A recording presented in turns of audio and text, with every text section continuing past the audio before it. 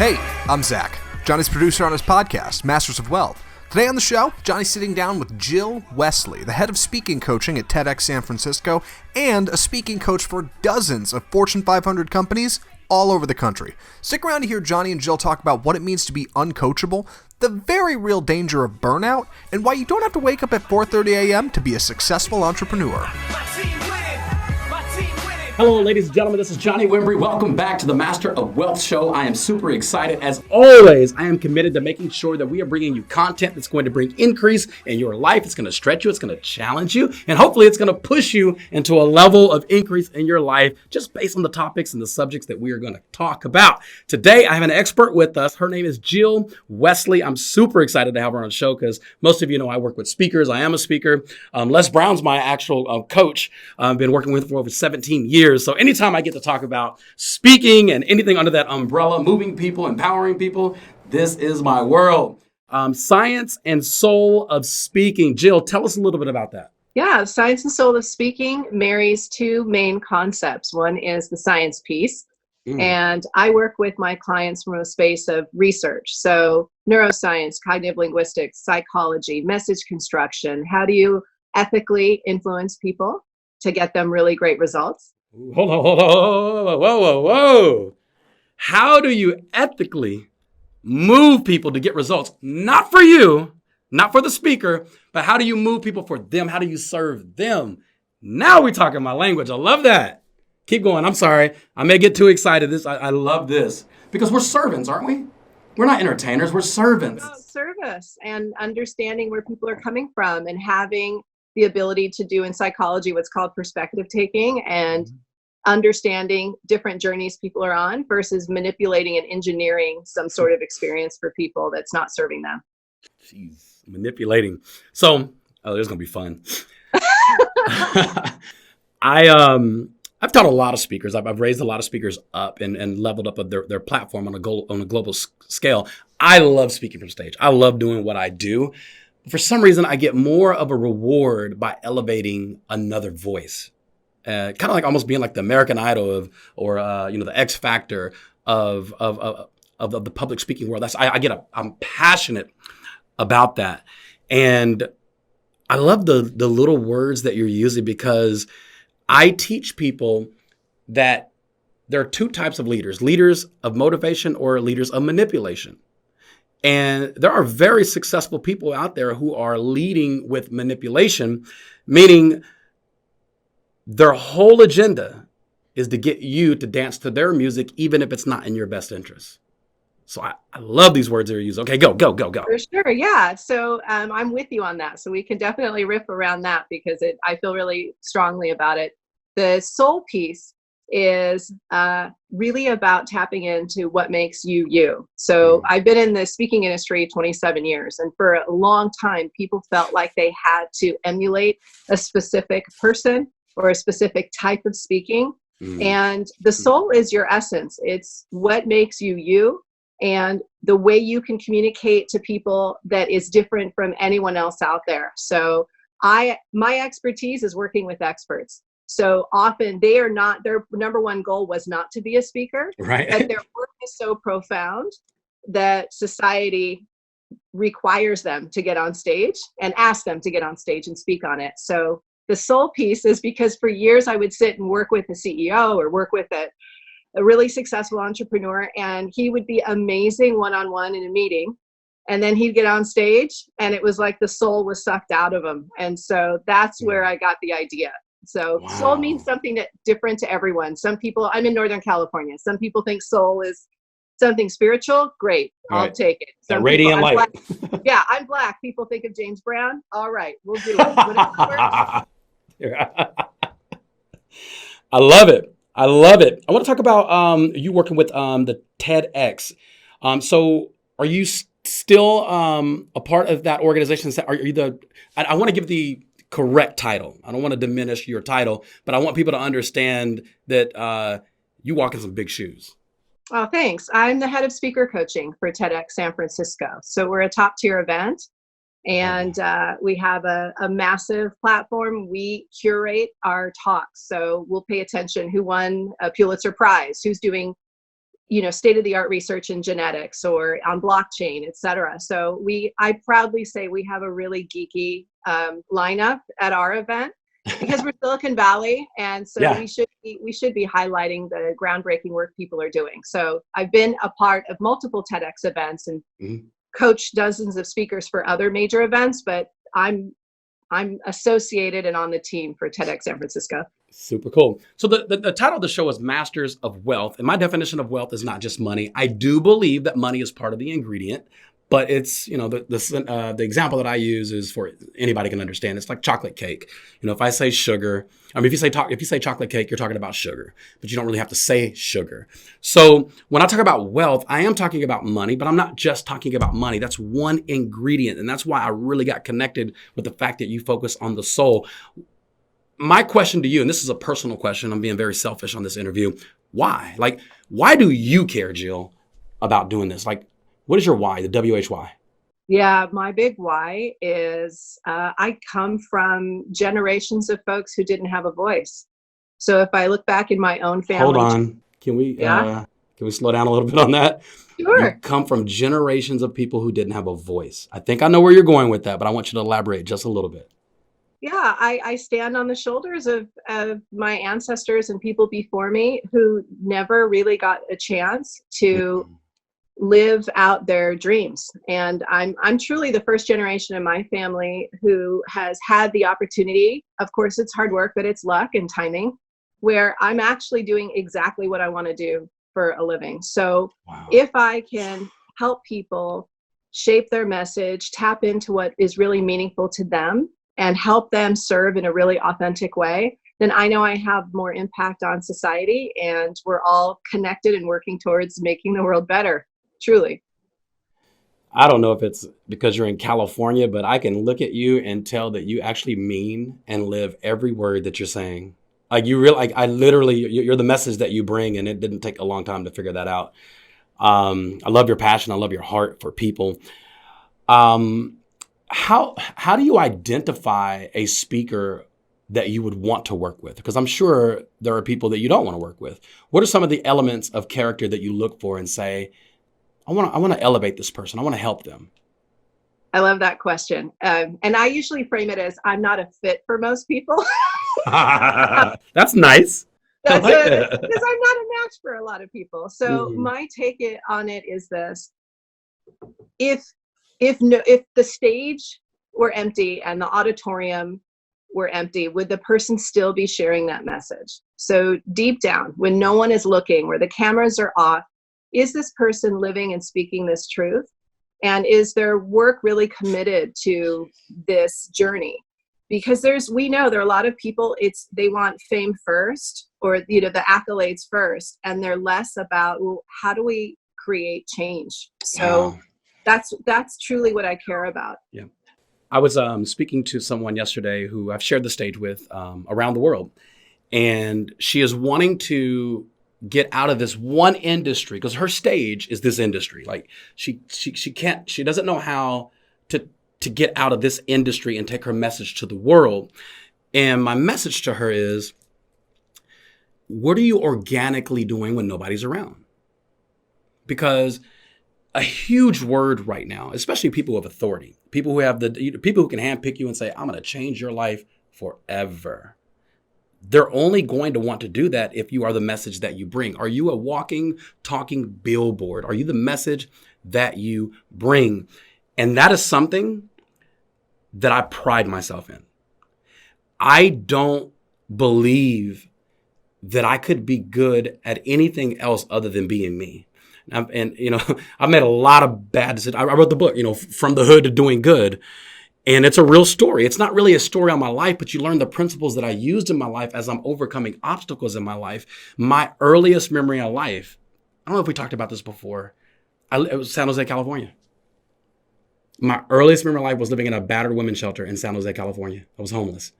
And I started school at Almaden Elementary in San Jose. And, I failed the second grade, ended up coming back to Texas, and twist of the story, my father actually raised me and created stability in my life. And I still made a lot of bad decisions, participated in the streets, and I got a felony arrest, and I got a brother serving 40 years in prison. The only difference is I didn't get caught. So even with a teenage arrest, it affected, where I was heading in life. American Airlines wouldn't give me a job. Thank God for that. UPS said no, they just couldn't do it. They wanted me, they just could not hire me based on the rules and regulations. So I had to create this world of fixing myself and making my mess a message. Does it make sense? So I figured out very early on that you have to be, if you want to create, and I don't speak to impress, I speak to create impact. If you want to create an impact in individuals' lives, you have to be the message that you bring. Not perfect. I'm not perfect. Listen, that's one thing about me on stage. I'm super real. My message does not mean I'm perfect. It doesn't mean I'm not going to make a mistake. It just means I'm on a path. I'm moving in the direction of increase. And organic is a huge word for me. Yeah, I get it. So coach me, help me.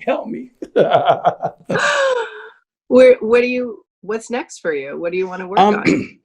Well, for me, transitioning into television is something that I've been really working on. And I'm about to have a really open moment with you. This is why I do the podcast. I do the podcast because, and this is how I talk to me, Johnny, your heart is in the wrong place. You just want to be on TV. You say you want to be on TV so you can impact more people in a shorter period of time. But the truth is you really could be doing that already with your own influence. Like you have a global platform. Millions of people know who you are. Why don't you just get started and be organic in what you say you want? And that's why I do the Master of Wealth show. And that's me being completely organic. I have to be organic to who I am, or I'm crossing over to just being an entertainer. And there's nothing wrong with that. I think I'm very entertaining. I'm crazy.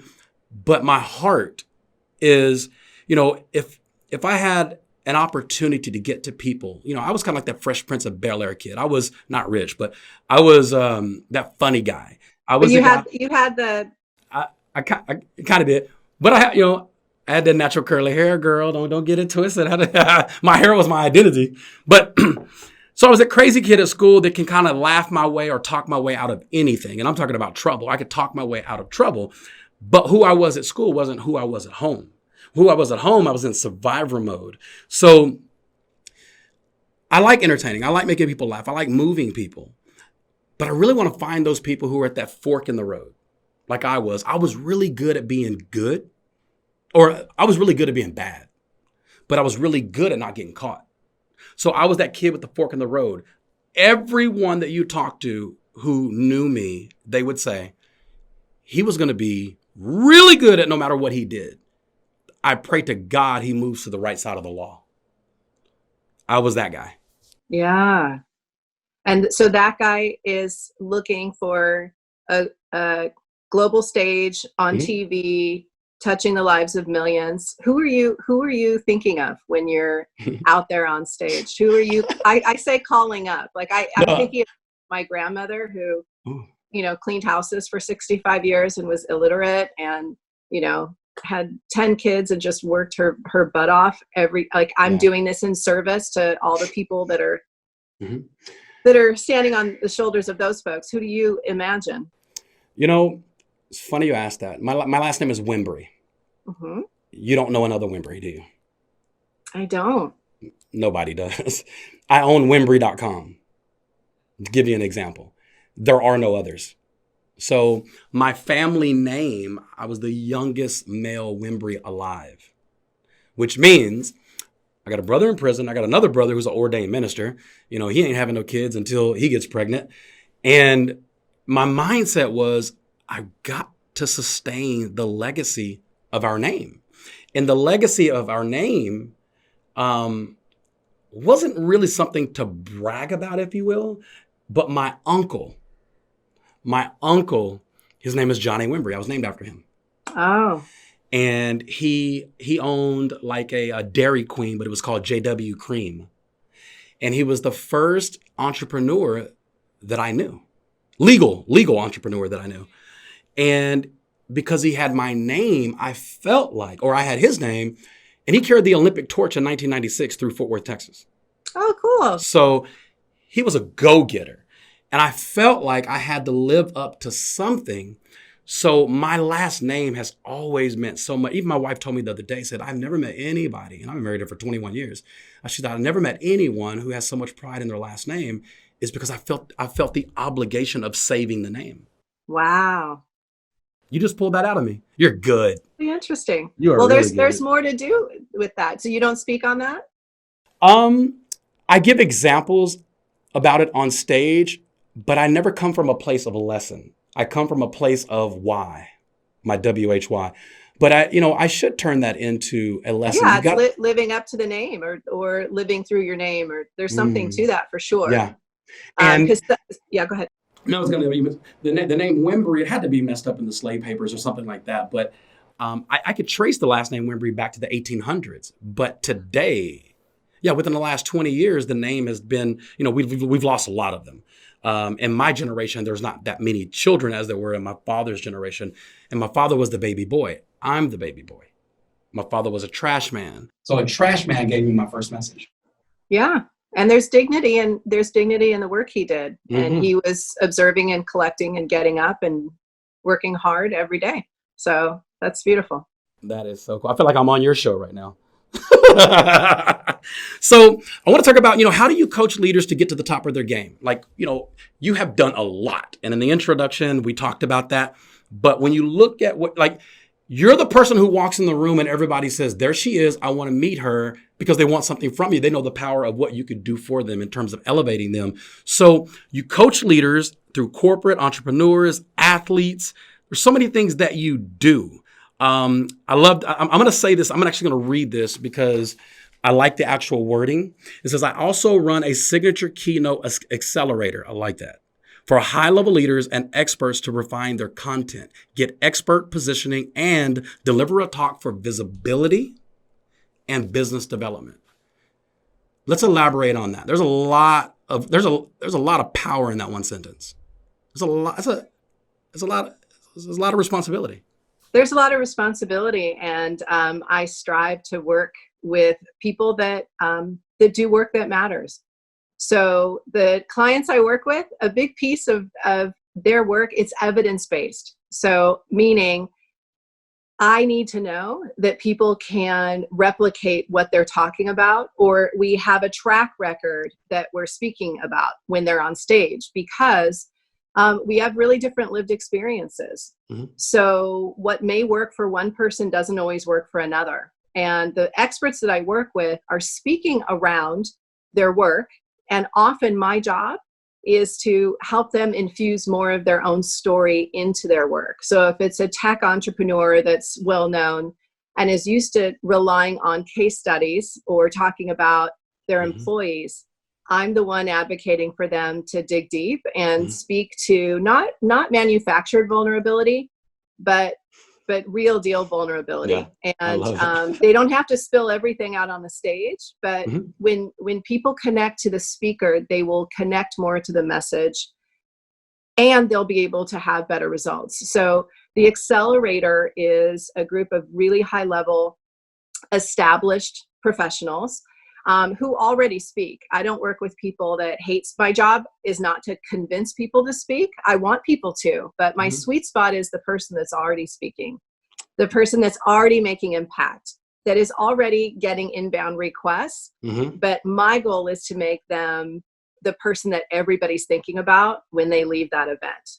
It's that they're sharing that person's message 2 weeks later, a month later. That's what I'm talking about. I love that. So you find these individuals. What are some of the elements in terms of personality? Not just personality, but what's something that stands out to you in it? Just that it factor. Yeah. Can I have two? The it factor for sure is I have a no a-hole rule.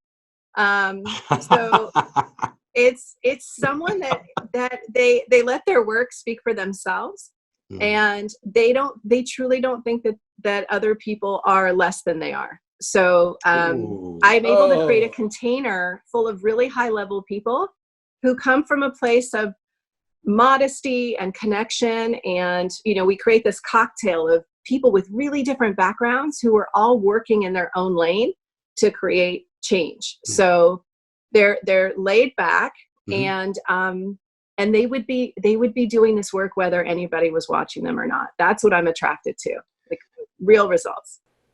I've done a lot of interviews. This is the only interview I've done where it's very hard for me to sit down. Like, you are really, really in my zone right now, and like just like ripping me up. I love it. I love the fact that you said, manufactured moments, and the fact that when you said, you're speaking to people that I don't remember the exact wording, but in essence, that you're not better than them. And I have been in audiences before, and I have chosen speakers to get on stage before. And I'm sitting here thinking to myself, I made a mistake. This person is talking down.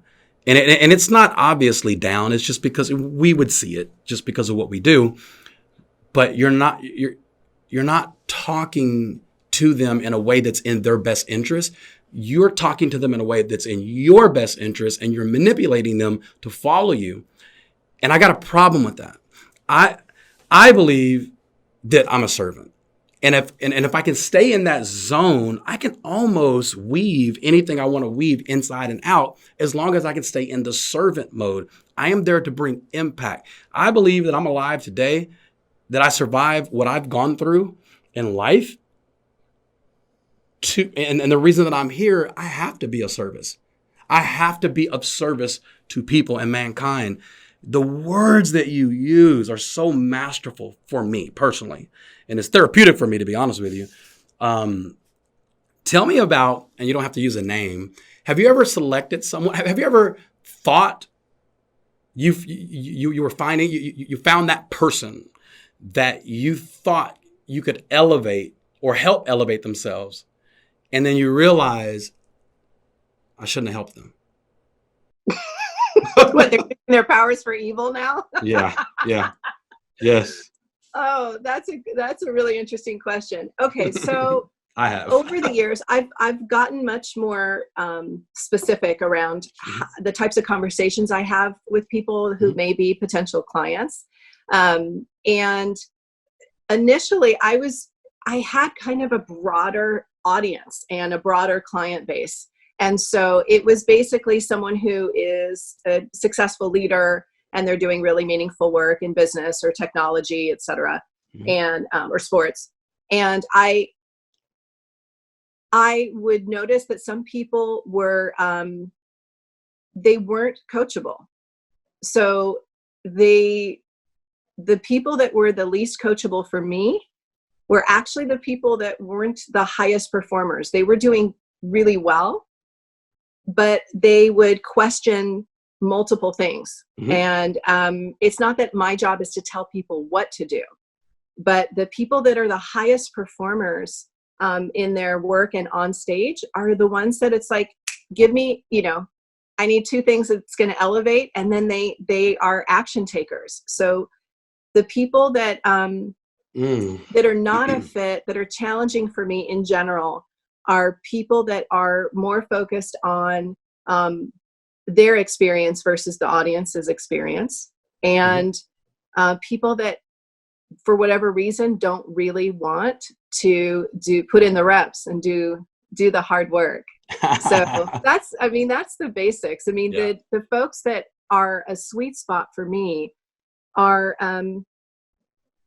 I get emotional when I think about it, because watching speakers I work with on stage, it's the exact same feeling I get watching my kid in her talent show, where it may be a 60-year-old man on stage, but I'm watching him like he's playing the violin as like I get really emotionally connected to what they're doing, because my clients are actually, there's a motivational component to their talks, but they're not motivational speakers. Right.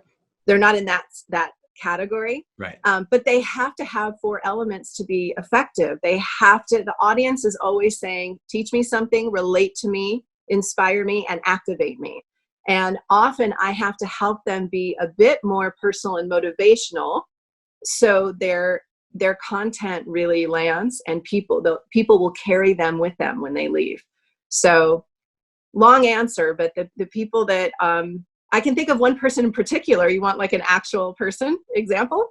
I'm not going to say no. Okay, so one person who is a high profile CEO,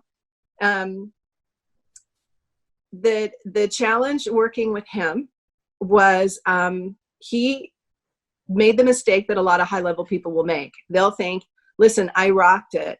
I built a multi-billion-dollar company. And that ability to do that is going to automatically transfer to my ability to be on stage and in front of 10,000 people. And it's a different skill set. He may have a head start, but it's a different skill set. Totally different.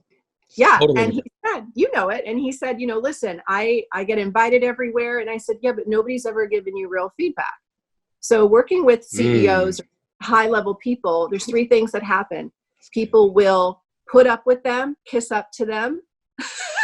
They'll put up, they'll kiss up, or some of them, when they're watching their boss on stage or the big boss, they'll look at that person. They know that they can't go to them with a straight piece of information or feedback because the person's maybe fragile or their lives are on the line. They're going to lose their job. So they'll tell them they did a great job when they didn't. They'll put up with them because they know that the person's a big boss and they don't want them to develop the skill set. Or some of them will cozy up to them and give them false praise because they have some ulterior motive. And I'm the free agent that shows up on the scene. They may have hired me, but we can terminate the contract if they don't want the truth. So I had someone that was like Teflon. I'd give him feedback and he would remind me of, his billions of dollars. And I would say, awesome. That has nothing to do with your ability to do this. So that's what's challenging for me is the person that doesn't understand. Right. It's a different skill set, but my clients understand it. Yeah. No, I mean, I can totally understand what you're saying. Your success off the stage doesn't necessarily transfer to the stage.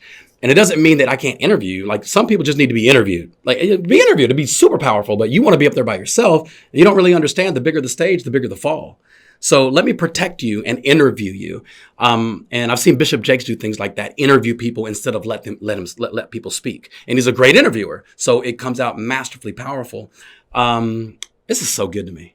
I don't know if it's selfish. I don't know if I come from a selfish place, but this is good for me right now. This is really, really good stuff. So you have somebody who's watching or listening right now. They're inspired to be a speaker. Maybe they don't even know why they want to be on stage. Maybe they saw somebody else get a clap. Maybe they have a story that can help, help empower lives around the world, whatever it is. What would you say to that person? And here's what I say, and tell me if I'm wrong. And it's not. I'll give you a synopsis of what I say and just make it short and simple. First thing is sometimes I give people assignments and I never hear from them again. So here's one way I can get rid of people real fast to figure out if they really, really, really want something in life. Just give them an assignment. Go watch this video and get back with me and let me know what you think about it. I can tell you less than half the people will ever get back to me. The other side of it is, why do you want to be on stage? Like seriously, why do you want to get up there? And what authority are you walking in today that justifies you being the one holding the microphone? It's not just your story. It's the authority of your story. How are you authority? How are you an authority of your story? And what have you turned it into? That's what, that's what I look for. And I want people to understand. If you're not the authority, then you shouldn't ask for people's time. How does someone turn their story or what they see as an expertise, not just motivational, whatever it is, and take that to a stage and become an authority of that subject? Well, the authority has to happen separately from the stage.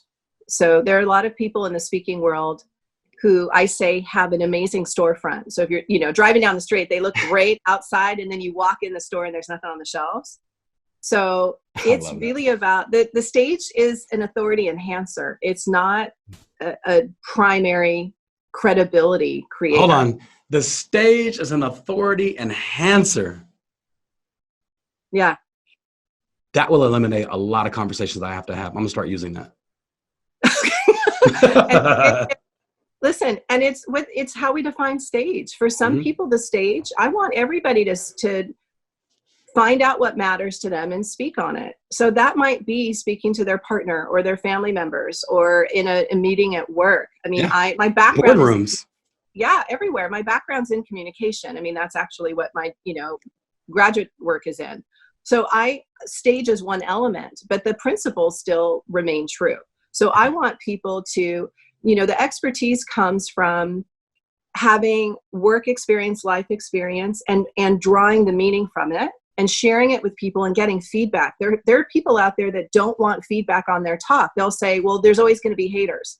And I'm a hardcore coach with my clients. I pressure test everything they're doing. And I will ask them the tough questions and poke holes in what they're doing. And I'll say, I don't know if there's research I'm really well read. And I'll say, I actually think the neuroscience research counters what you're saying. What you're talking about is, all the tips for entrepreneurs out there that like how to crush it. It's like, well, it may work for a small percentage of you can't apply every universal strategy. Right. I'm saying you collectively. No, it doesn't transfer to the masses. Yeah. They'll say, you got to get up at, 4:30 a.m. and do X and Y. Okay, great. What about the mom that has to do 5 other things in the morning? Right. Person, do you know that there's I just had this conversation with one of my clients. He was talking about like just packing it in and hustling and that's how he built his company. And I said, and you had a really supportive partner that worried about summer camps and all that other stuff. Right. And second, I said, you only need 5 hours of sleep a night or 4.5. I said, exactly. The Thatcher gene, there's actual research. I said, a huge percentage of entrepreneurs need fewer hours of sleep every night. You have an extra 20 hours a week to do what you need to do. So I said, it's just own it. It's nothing bad, but tell people to find their ways to maximize their output. It's not always your way. That's so good. That's so good. And it has to fit your personality type. People ask me all the time, Johnny, what's your daily method of operation? I'm like, you don't want to know because it's not going to sound like anything that you've read about or, you said 4:30. That's why I laughed. I was working out the other day and I always listen to stuff when I'm working out. And it was all about waking up at 4:30 a.m. And you just said that. And that's why I laughed. And I'm thinking to myself, I'm like, I have ran a multi-million-dollar business for years, hundreds of millions of dollars in revenue in over 60 countries around the world.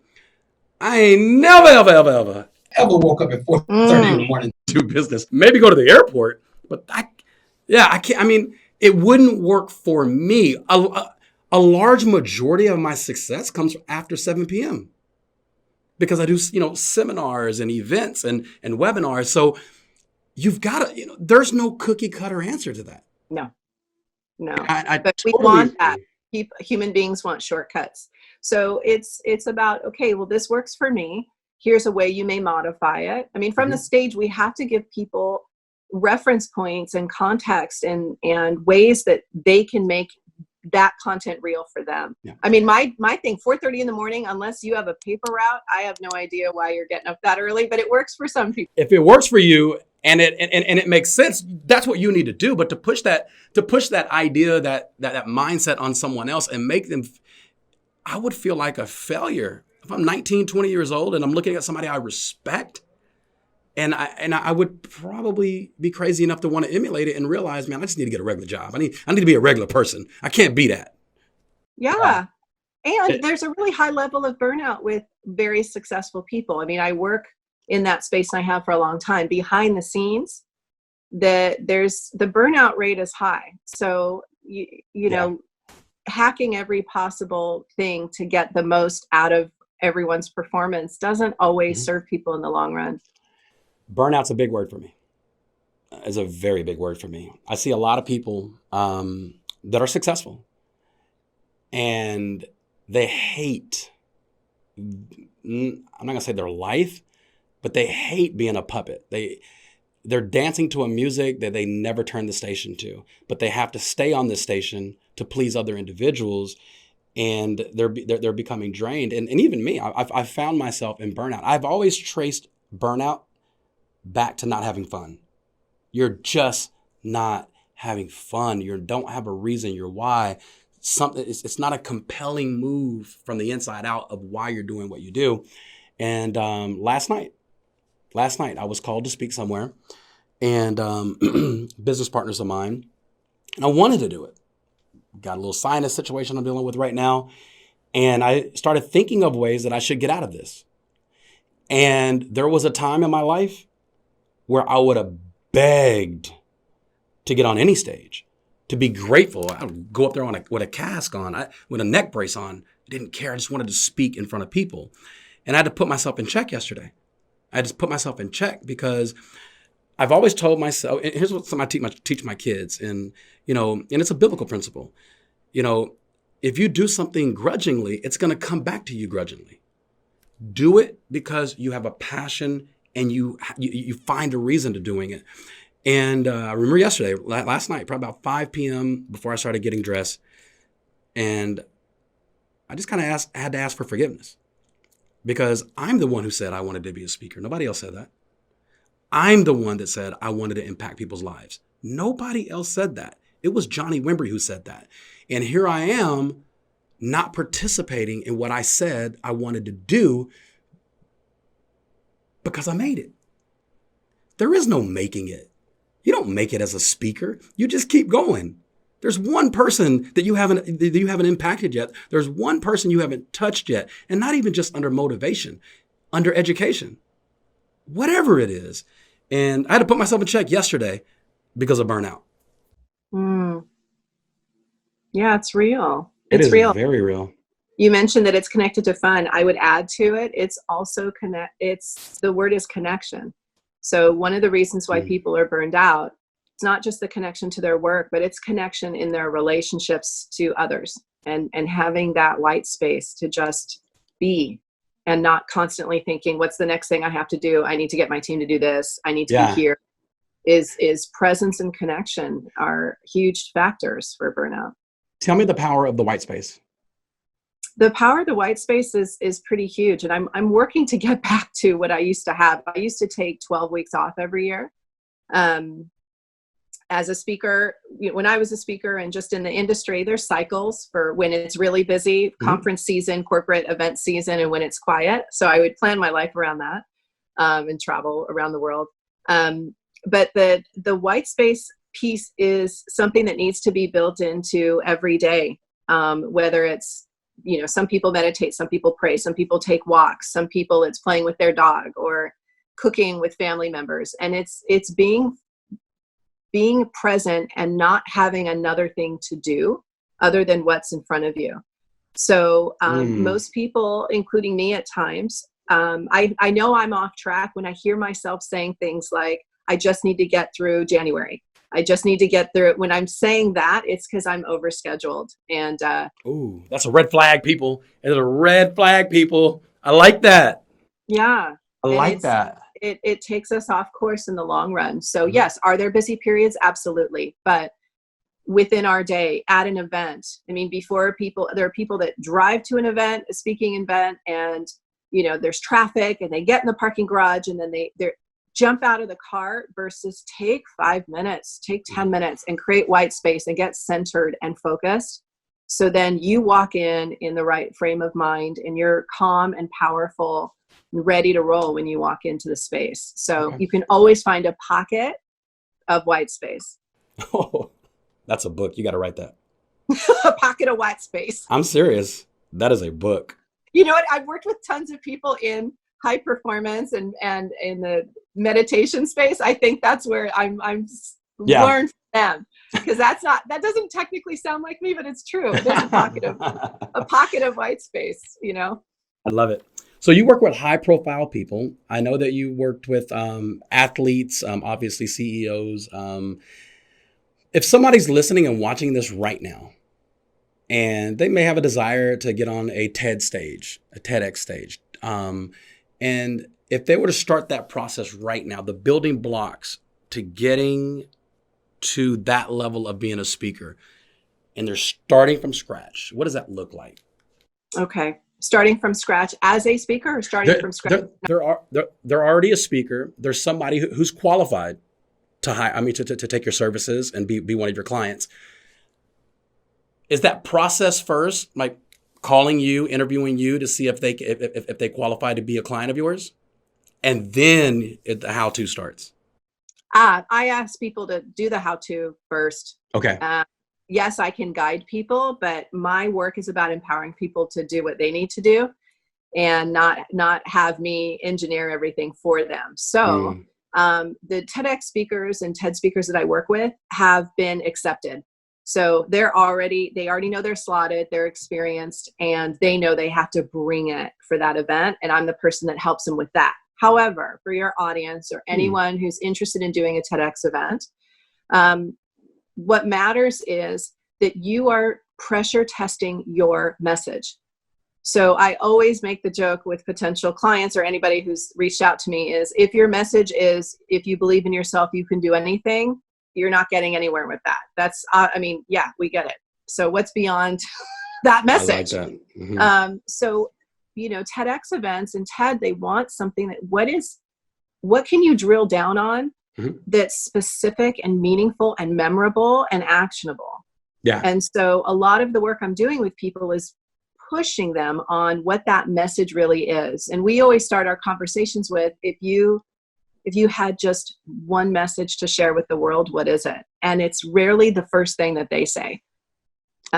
It's in the neighborhood, but it's deeper and more defined than what they initially think. So I tell people that there are basically, there are thousands of TEDx events. TED, I want to make people make sure that they're not hearing 10X. So TEDx and TED Talk, what's the difference? The difference. Okay, so TED is an annual event that's held in North America. It's in Canada now. Okay. And it is it started almost 20 years ago in California, and it was a meeting of the minds in technology, entertainment, and design. And they were wildly successful people that would just get up and speak in a meaningful way and be themselves and talk about their incredible work. So it was a who's who of people that would be there. 2009, they decided to expand the brand and let people create independently operated events all over the world. And those are called TEDx's. So and you do the San Francisco one. I do San Francisco TEDx, and our organizers were part of the TED community. So from the originals. So so ours is a premier event, and we partner in multiple ways, and our talks are featured on TED. So what I encourage people to do is to, first off, think about the message, ask themselves why they want to do one. Right. And start searching. The fastest way to any stage is through our networks, whether it's a first connection or a second connection. People can, apply to multiple events, but the shortcut is if you know how to do something well and people trust you, then an introduction will make your process go faster. It's not a guarantee. Yeah. So so what I tell people to do is start searching on LinkedIn. Who are you connected to already that has TEDx listed? Are they a speaker? Were they an organizer? Are they a volunteer? And talk to them about their event. And every event has different deadlines and a different theme. So you want to make sure that you're thinking, am I willing to travel to be on a TEDx stage, or do I want to stay in my region? Most events give preference to speakers who are local. So at least half of speakers are usually local for TEDx events. Second thing they're going to want to do is think about the theme of the event. So most events will have a specific theme, and you want to make sure that you can figure out how to realistically tie your topic and message to their actual event. It's weird if you throw something out there that doesn't fit. Exactly. And then in terms of working with someone like me, I work with folks that, again, they're experts in their field. They're already speaking. They know that the TED and TEDx format is different from a corporate keynote or any type of firesides that they're doing. And they know that they probably have between 6 and 18 minutes to give the talk of their lives. And so if they reach out to me, I'm going to warmly pressure test everything they're saying. And if we work together, they're in great shape. If we never work together, I've still served them and they're in a better place with their content and they'll be able to move forward. I love your heart. Every answer you give is about serving and making people more of who they desire to be or who become bigger in their message. I love this interview. I'm grateful to have you on the Masters of Wealth. And the reason we call it Masters of Wealth is, I think I talked about this early on, is because what I want my followers and audiences to understand that if you can be as complete as possible and authentic to who you are, that's your lane and that's your zone. You know, I look at somebody like Kevin Hart. Like, you couldn't convince me that that's not who he is. Like, he's crazy. That's who he is, but he's an entrepreneur and he balances it and he just stays in his lane, stays in his zone. He's mastered it and he's mastering it. And for those people who are listening right now and watching right now, more so than anything else, I want people to research who you are. I know that you can help a lot of people, and I know that everybody probably can't afford your help. However, I would love for you to share, while we have a moment, anything that we haven't talked about so far, or if you want to elaborate on something that we've already talked about, or something that I'm not even conscious of the fact that a subject that you could talk about that can help my listeners right now. As we're closing out the show, share something. And I'm not even going to push you into a certain category because I want to be surprised just like the listeners are right now.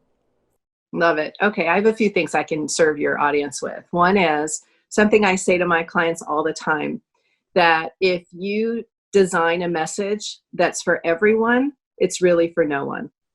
You have to create a message and imagine you're speaking to a particular person who's your ideal client, the person that would get the most value.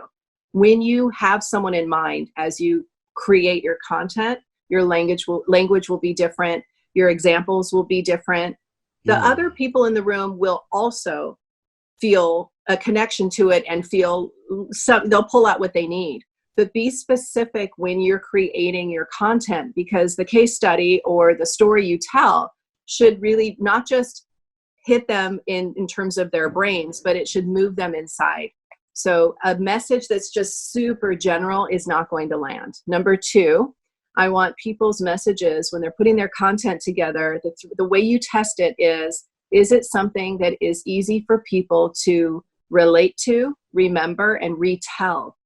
The retelling part is what is about message transmission, and that's how movements are created. Someone has to be able to really connect with that one message we're sharing and be able to self-coach later using that phrase, or coach someone else 2 weeks later, 2 months later. So the language and the construction piece around that message makes a difference.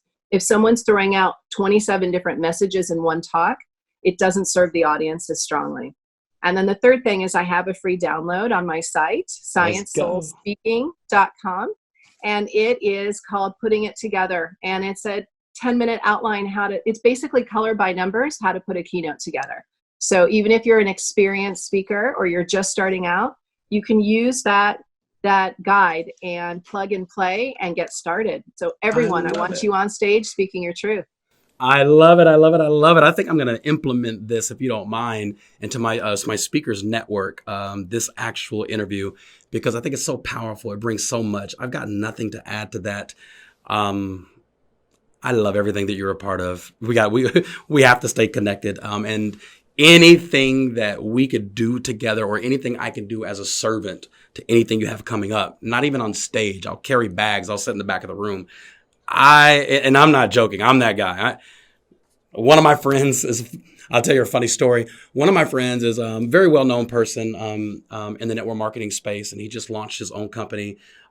He's expected to be the first Black billionaire in the network marketing arena.